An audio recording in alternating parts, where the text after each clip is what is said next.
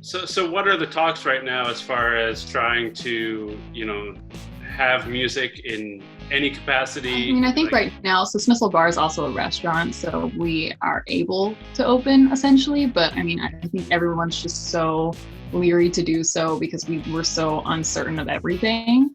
This is a situation no one's been in before, so we're just kind of taking it day by day.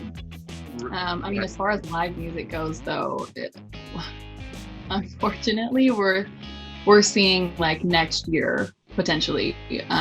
We're still holding out hope that come fall we'll be good to go, but it's not just gonna be a flip switch and everything's gonna go back to normal and we're gonna have a sold out show again. It's gonna be to gradually go back into some kind of normalcy. So. Any of the bands that were supposed to perform in this, have they tried to retool like their have they been? Yeah, I think social media has just been a huge part of this because we all want to keep in touch.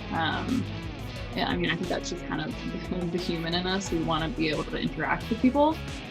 So a lot of our bands that we have had, of course, done the live streaming and everything. We've had some bands do podcasts as well, where they just kind of, people who are in the entertainment industry are obviously entertaining. Mm-hmm. So they're funny when they're online just talking to one another. The bands are just interacting like they would on stage. So we still kind of get that live feel, how between a song they would maybe say a joke or whatever. Yeah.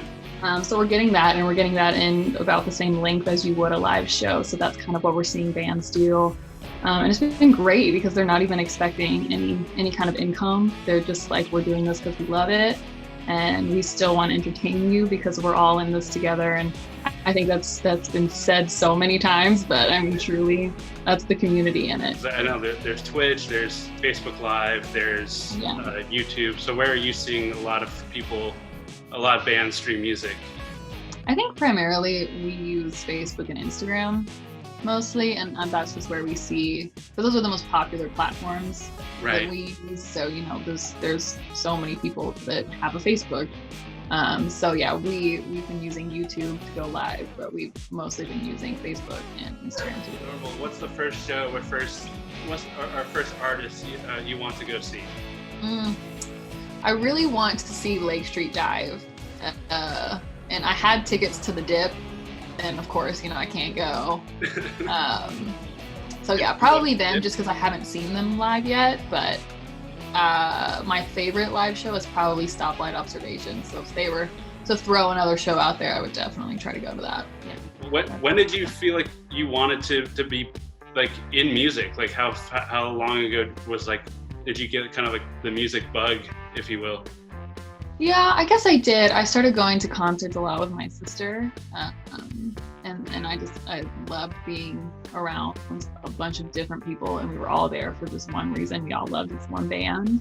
Mm-hmm. So I always loved that, I guess, and I wanted to be a part of bringing other people together. So that was something that I just kind of started leaning towards, and then I just totally fell in love with live music. So I was like, I want to make this my life because I'm not musically inclined. So I'll be the back end. Where was the show and who was it? I think the first show, don't laugh at me, that I really was like, oh my goodness, I love music so much, was 21 Pilots.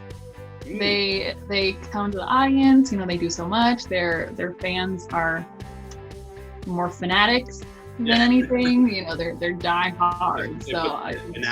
Fanatic. Yeah. I initially wanted to either be a tour manager or to help manage a festival. Mm-hmm. So I think tour managing is the one thing that I'm like, I would really be upset if I never got to experience it. Yeah. And I like through college aspect, or just like the ability to just kind of like be in like a van and being like on the road and doing that. Yeah, I think it's just the tight knit group of a tour team that I'm leaning towards wanting.